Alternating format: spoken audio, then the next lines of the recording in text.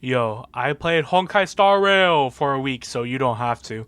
But actually, you should because Honkai Star Rail is like the best gacha game, like period, ever dropped by our god Hoyoverse. Thank you, Hoyoverse. Star Rail is so good. Oh my god. Here's a brief resume of the Gacha King because I have played Gacha games since 2016. I have started with Fire Emblem Heroes. Yes, I know, you can stop laughing, but ever since then, I've been playing better Gacha games since then. I can say for sure that this is better than Fire Emblem Heroes. That's by like miles. I stopped playing Gacha games this year actually. The last Gacha game that I had played was Project Senkai. I just dropped Project Senkai this year on my wife's birthday because I played it and I was just like, I can't do this anymore. But Star Rail. Okay, but like how good is Honkai Star Rail, okay? Is the third game that Hoyoverse has released and they're making another one. So like how good is this one?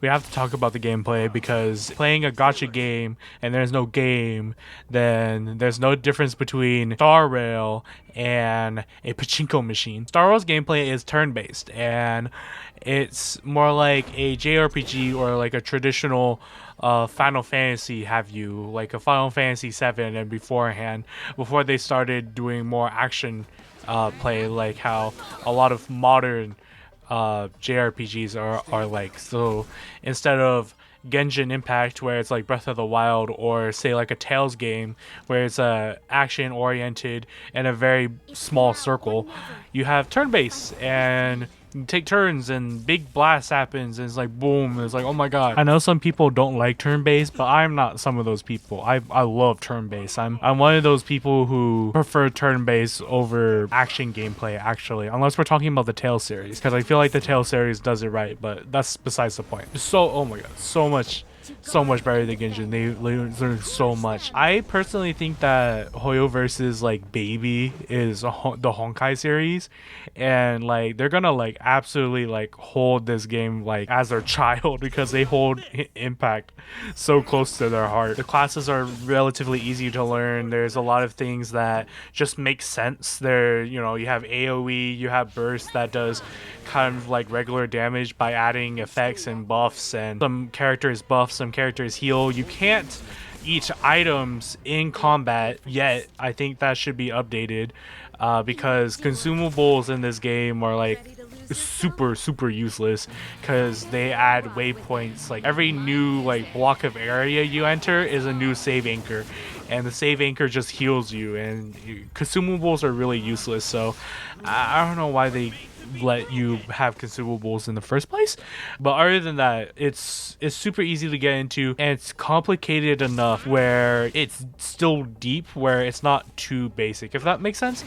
You know, where it's like Kirby, where it's like, yeah, it's a platformer and you can float, you know, if you really need to, but the battles and stuff like that like are still hard enough for it to be fun and not just a slug and boring. And I look at it, I'm like, oh my god, look at this tree. I love the characters in this game. I think the main protagonists being able to actually speak for themselves and not just have a speaking traveling bitch around that just speaks on your behalf is, oh my god. It's the Trailblazers chemistry with Dahong and March 7th. It's literally the trio, the one take cares of two bozos, and one that's true bozo and one that pretends to be smart but is actually still a bozo at the end of the day. And I think it's just it's literally perfect.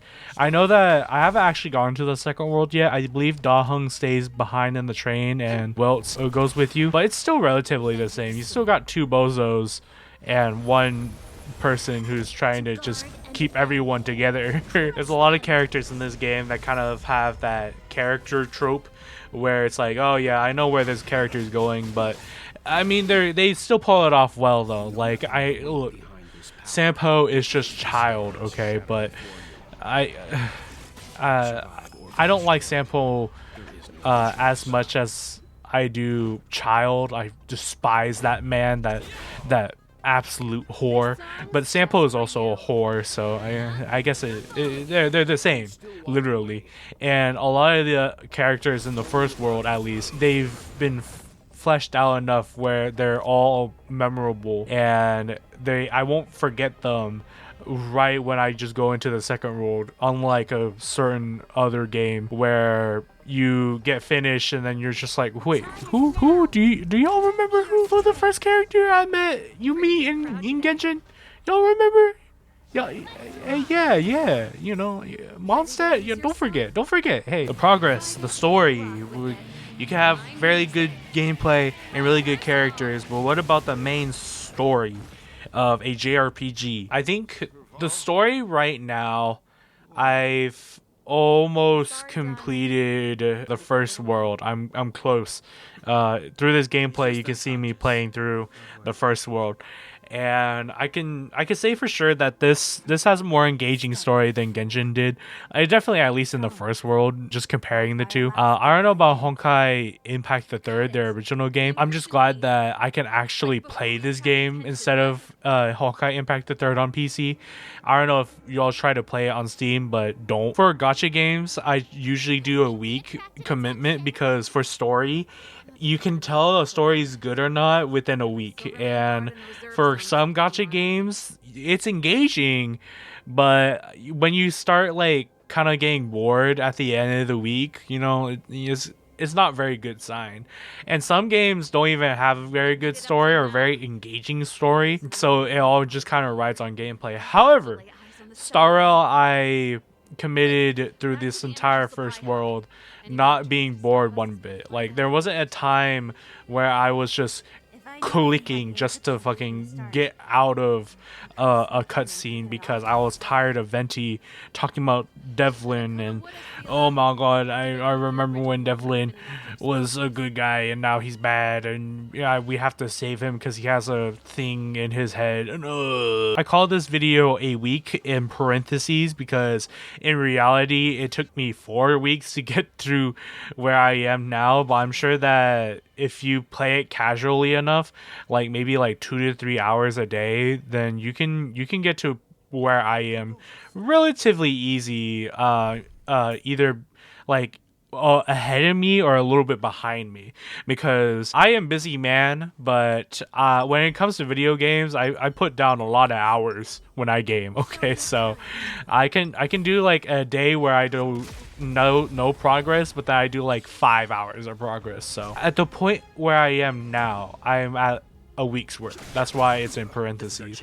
And I feel like if you care about Honkai Star Rail's story, then you should just experience it for yourself, because the first world is pretty cool. I won't lie. And if the quality of the first world goes through for the second world and the up and coming 10,000 other worlds that we're going to be traveling through, then we in a good long haul, boys. Of course, as all gacha games, it just depends on if this game will be consistent in its updates, in its story, in its character development, and all of that stuff. But unlike Cookie Run, I will be playing Star Rail, and I think Star Rail is the only gacha game that I'm really committed to full time, I guess.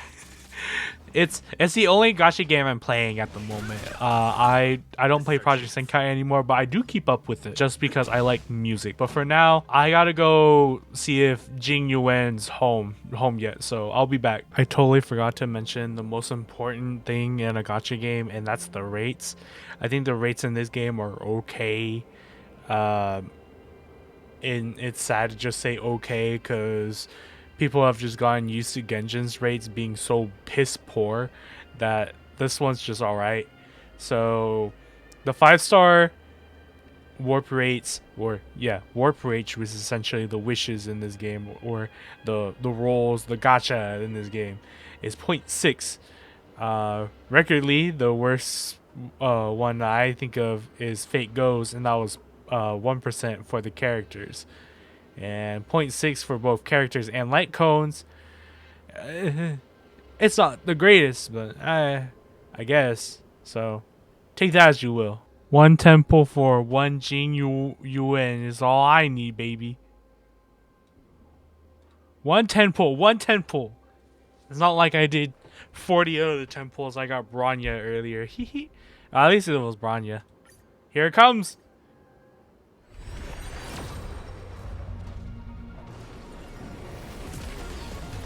I think that's just a 4-star. Damn. No flips. Just like Genshin. I can't even have fun here.